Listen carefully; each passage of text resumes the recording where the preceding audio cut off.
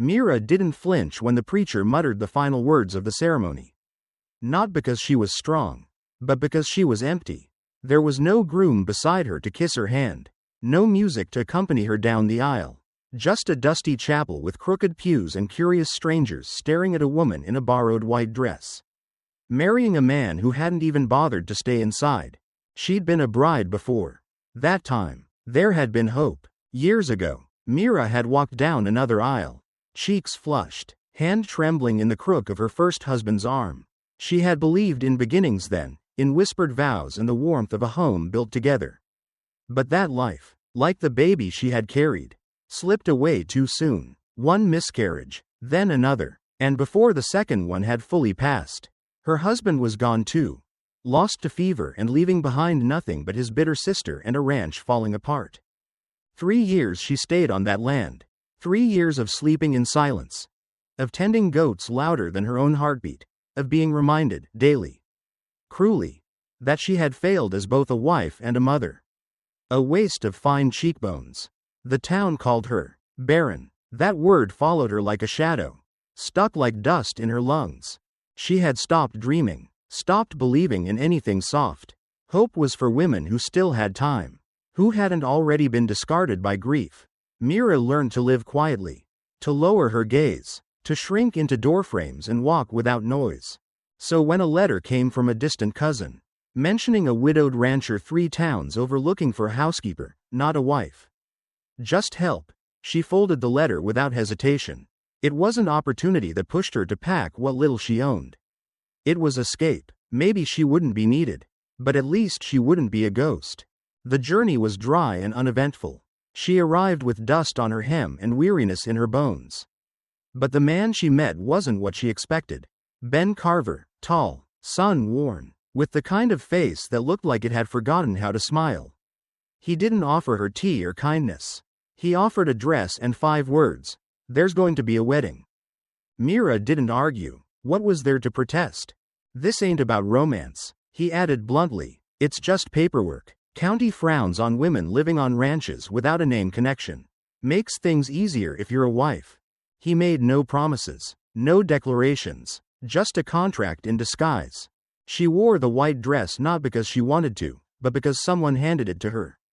The veil was pinned on loosely, and she had to keep adjusting it while the preacher droned on.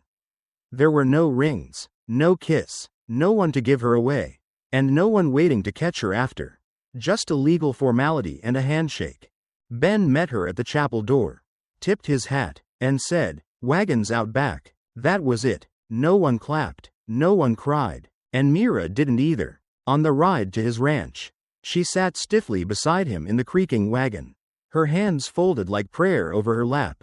The silence between them wasn't awkward, it was expected.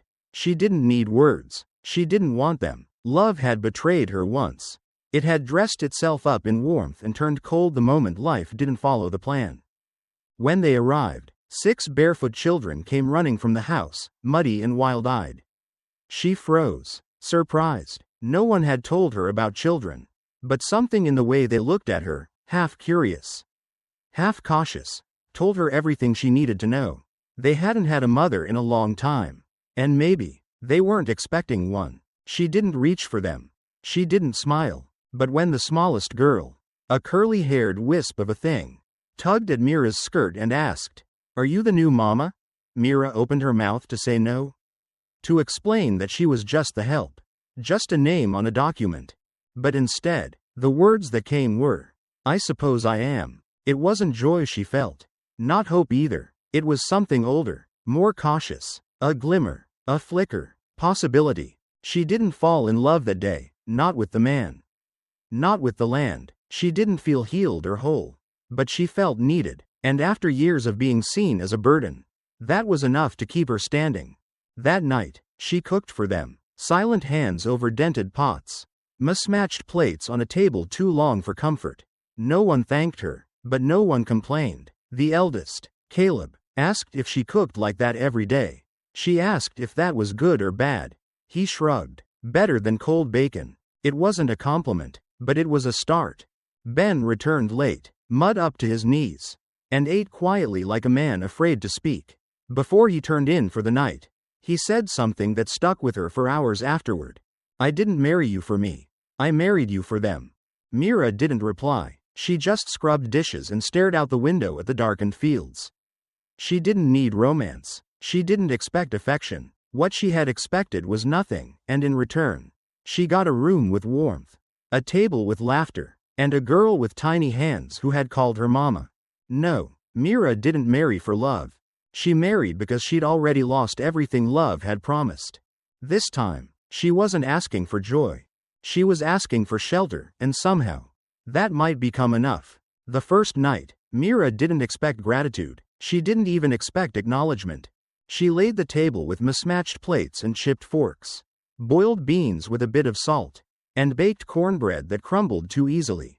She served each child without asking their names, waiting for rejection, but it never came. They ate in silence, heads bowed like tiny soldiers at war with memory. Only the eldest boy, Caleb, looked her in the eyes and asked, "You cook like this every day?" She paused, unsure if it was praise or complaint. Is that a good thing or a bad thing? He shrugged and tore a piece of bread in half. Better than cold bacon and dry oats. It wasn't a thank you. But it wasn't a dismissal either. For Meera, that was enough. Each of the 6 children had their own quiet shadows. Lucy, the youngest, cried before breakfast if she didn't get the blue tin cup. The twins, identical and silent, refused to eat unless their plates were perfectly matched. Caleb watched her from the doorways, always a step behind, never speaking unless spoken to. He didn't trust easily, and Meera didn't blame him. She remembered what it felt like to flinch at kindness.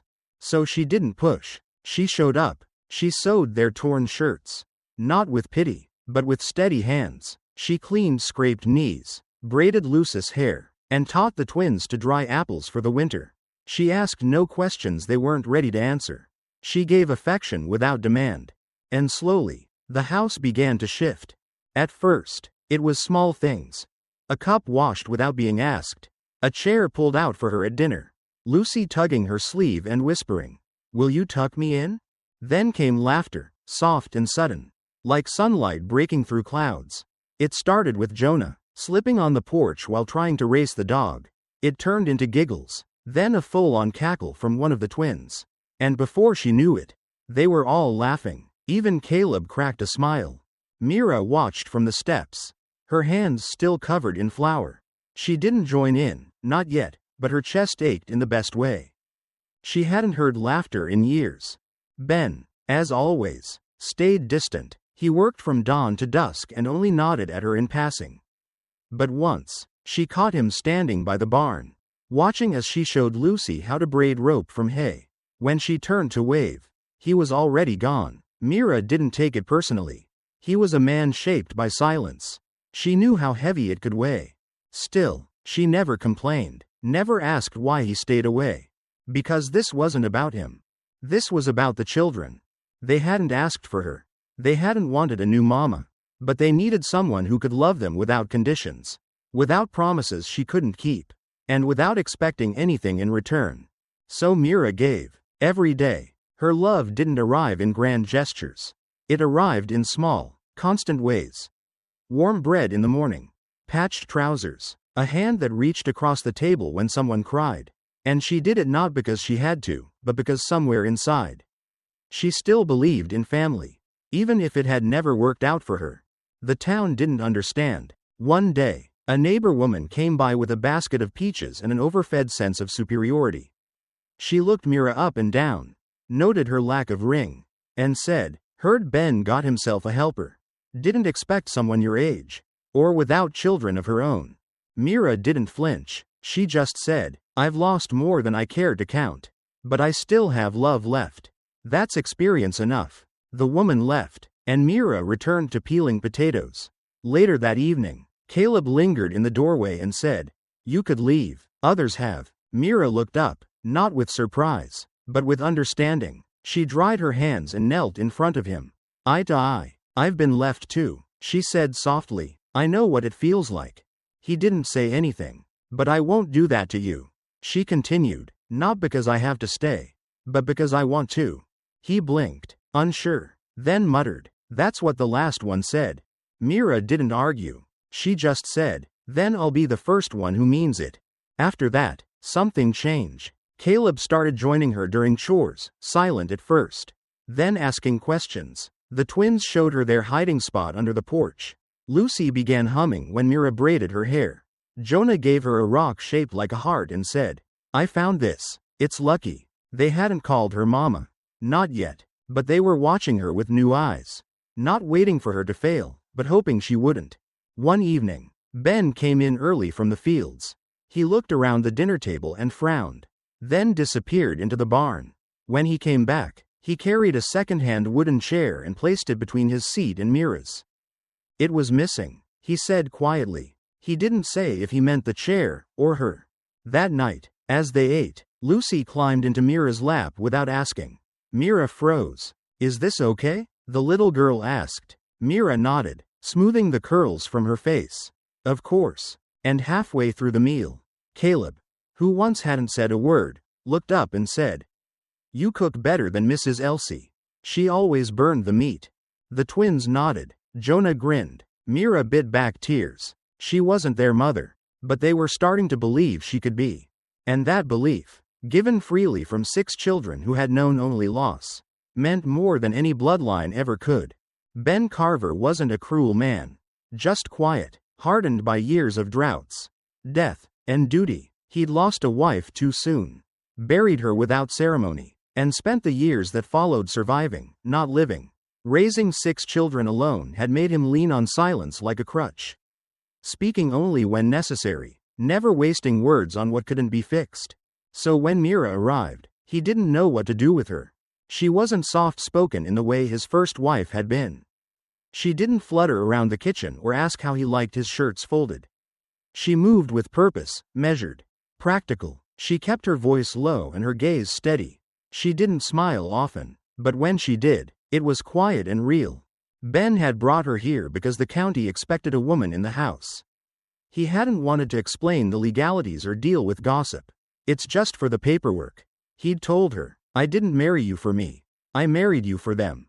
He'd meant it then. But weeks passed, and the silence in the house began to shift, not vanish, but soften. It started with the meals. Suddenly, dinner wasn't a rushed affair of dry oats and leftover bacon. It was warm bread, hot beans, and vegetables from a garden Ben hadn't touched in years. Then came the small hums from the kitchen, the clatter of pans being put away, the way the children began talking again, asking questions, laughing, even arguing about whose turn it was to set the table. Meera didn't ask for thanks. She didn't ask for attention. But Ben noticed. He noticed the way Lucy clung to her skirts during storms. How the twins stopped fighting at bedtime when she sat on the edge of their cot. How Jonah stopped wetting the bed after she started tucking him in. He noticed the way Caleb watched her differently now, not with suspicion, but with a cautious sort of hope. One evening, Ben came in late, dirt caked on his boots, shoulders heavy. He stood at the doorway, expecting quiet. Instead, he saw Meera crouched on the porch with all 6 children huddled around her. They were braiding rope from hay scraps, their little fingers working together while she guided them gently. She was teaching them patience without raising her voice, teaching them care without speaking the word. And then Lucy looked up and called out, "Mama, look at mine." Ben froze. Meera didn't correct the girl. She just smiled and said, "That's a fine braid, Lucy." Ben stepped back into the shadows before they saw him. He didn't sleep that night. The next day, he left for the fields early. But instead of heading to the East Ridge like usual, he stopped by town, found a second-hand chair with carvings worn smooth by years of family dinners. He didn't say a word when he brought it home, just placed it at the dinner table, between his seat and Meera's. "It was missing," he said simply. She didn't ask if he meant the chair, or something more. That night, Meera served dinner like always. But when Lucy climbed into her lap without asking and the boys started arguing over whose turn it was to gather eggs tomorrow, something in Ben loosened. He met Meera's eyes across the table, and for the first time, didn't look away. It wasn't gratitude. It wasn't obligation. It was recognition. He saw her, not as a helper, not as a name on a deed, but as the woman who had restored life into a house that had once only echoed with loss. Later, as Meera washed dishes under the lantern light, Ben lingered at the door. You belong here, he said, voice rough but certain. She turned. You don't have to say that, Ben, but if you mean it, don't run from it. He nodded, slowly, like the movement cost him something. I'm trying. So am I, she whispered. Then, after a long pause, but I need to know something. He tilted his head. That this isn't just survival for you. That this, us, could be something real. Ben's jaw worked, muscles shifting with restraint. He swallowed hard, then said the thing he hadn't allowed himself to believe until that moment. It already is. I just didn't know if I deserved to say it. Meera didn't answer, not with words. But the way she looked at him said everything. She didn't move away. She didn't retreat. For the first time, Ben didn't walk out into the night alone. He stayed, sat beside her, silent, steady, solid. A week later, he rose early and waited by the front gate, not for the mail. Not for the cattle, but for her. She found him staring toward the fields with a look that didn't quite belong to a rancher anymore, but to a man trying to figure out how to be more. I didn't sleep, he said. She stepped closer. Thinking about the children? He shook his head. Thinking about you. About what they said. About you not being able to. He couldn't finish the sentence. Meera flinched, but before she could turn away, he reached out, tentative, clumsy, and took her hand. I should have said it sooner, he said. I don't care if we never have a child of our own. I already have everything I ever needed, because I have you. Meera's breath caught. He didn't say it like a compromise. He said it like a vow. Behind them, the screen door creaked. Tiny feet came tumbling down. Caleb. Then Lucy. Then Jonah. Sleepy-eyed and bickering. They ran straight to Meera. Ben watched them, then turned back to her. You built this, he said, not with blood, with love. She smiled, tears in her eyes. And you let me. That night, Meera stood on the porch with Ben beside her. He didn't touch her, didn't speak. But when Lucy slipped her hand into Meera's, and Caleb leaned against Ben's side, the silence wasn't empty. It was full, with belonging, with recognition, with something tender and true. He hadn't chosen Meera for himself. But now, he couldn't imagine a world without her. They weren't looking for anyone else. Not that day, not that week. Life had finally settled into something that felt like rhythm on the Carver ranch. Chores were getting done without reminders. Laughter came easier, and Meera, once a stranger in borrowed lace, was now mama in the truest, softest sense of the word. Then the telegram came. A man in a gray suit with ink-stained fingers arrived at the door, holding a worn envelope addressed to Ben Cartwright Carver. It was from the legal office in Abilene, something about his late brother Nathan's estate. Inside the parcel was a deed to land, 60 acres of fertile ridge no one had claimed. Alongside it, a letter in Nathan's jagged handwriting. If this land is ever passed on, I want it to go to someone who understands that family isn't blood, it's who you stay for when it gets hard. Ben read it twice, then once more. Meera read it out loud, her voice catching on the final line. Nathan had left something else too, a photograph. A woman in front of a small cabin, holding a baby. On the back, in faded ink, to the woman I never stopped loving. If you find this, tell our son his father was sorry. But it wasn't a son they found. 2 days later, Jonah came running from the woods, wild-eyed and breathless, shouting, "There's someone out there, in the trees." Ben grabbed his rifle, but Meera laid a hand on his arm. Let's go gently. Together, they followed Jonah's tracks across the ridge.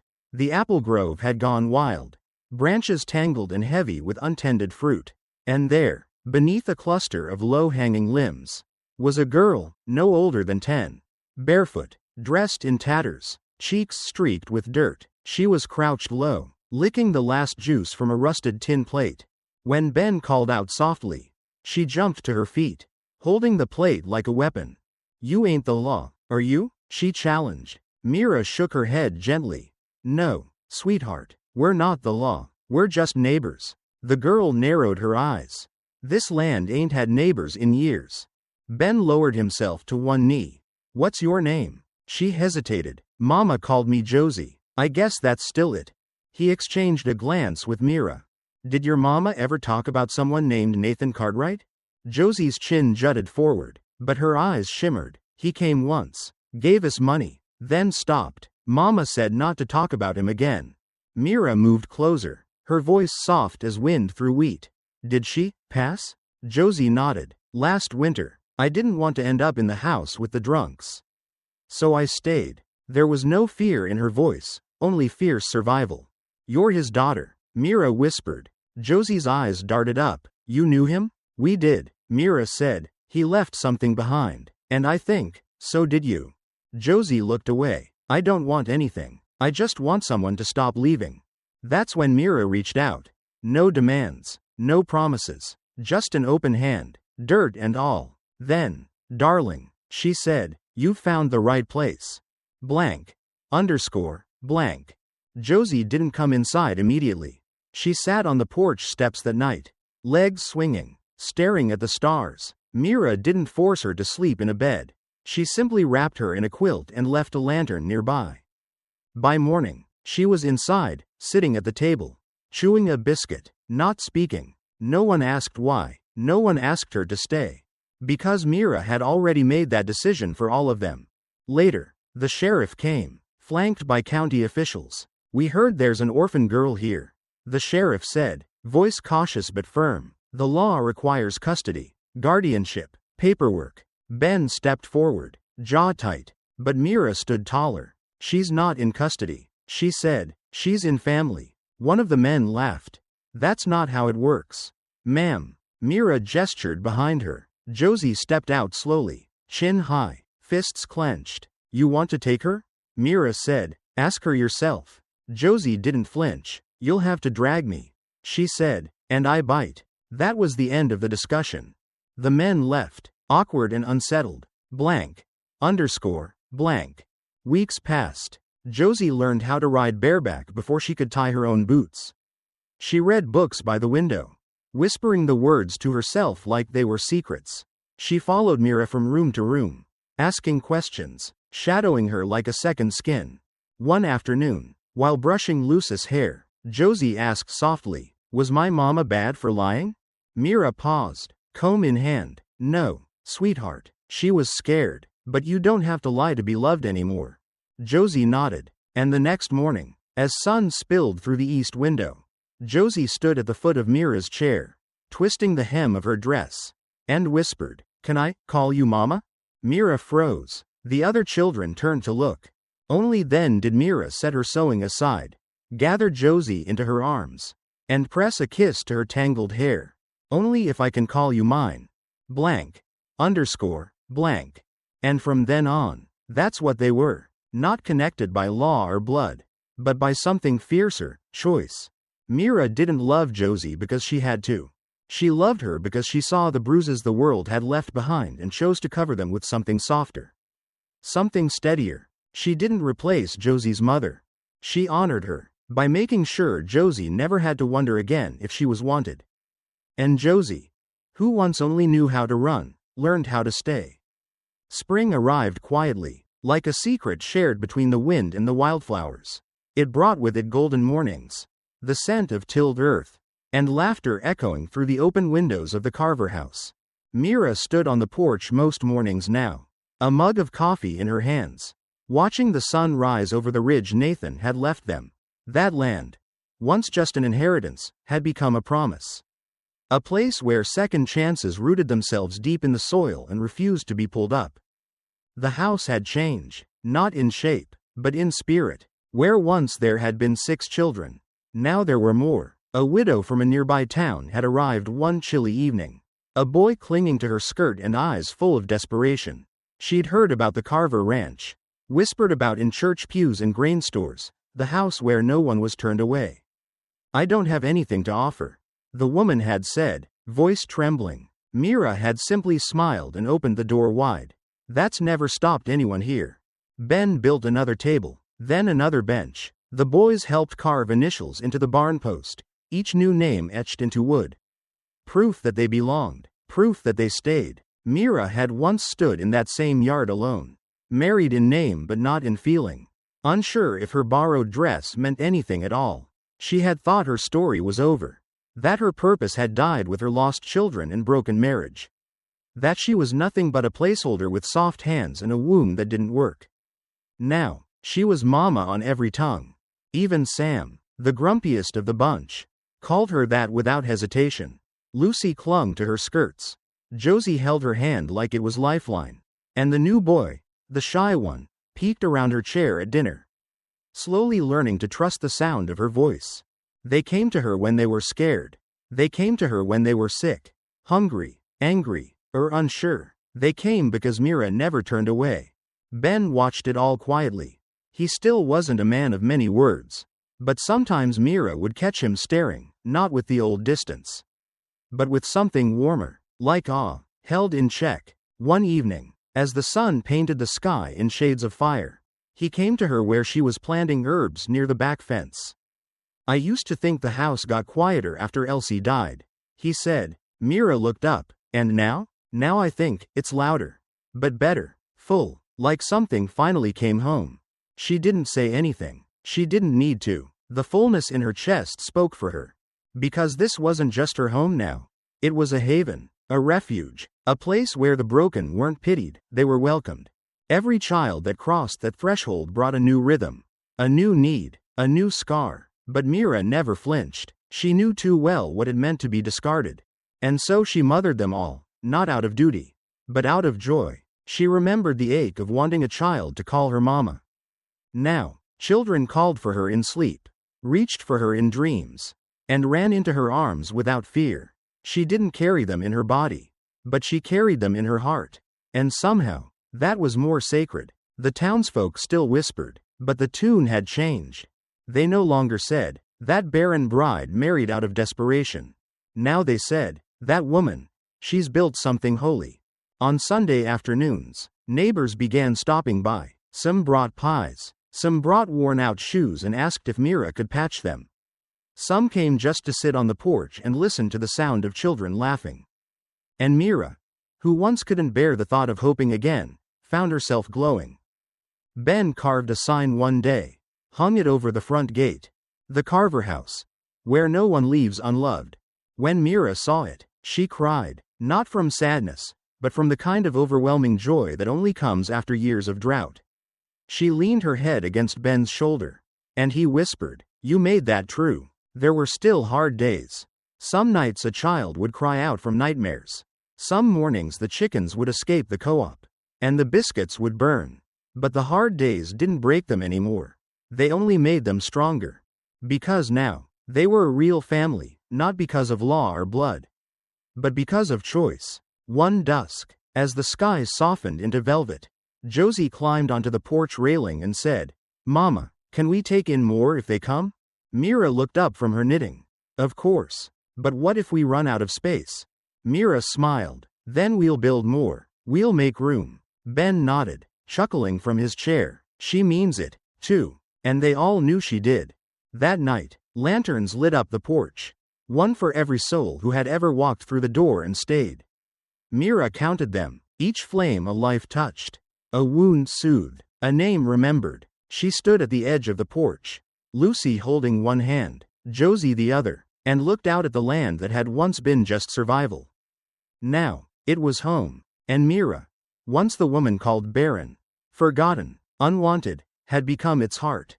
The one who gave love without limits, who mothered without permission, and who turned an empty house into a sanctuary of second chances.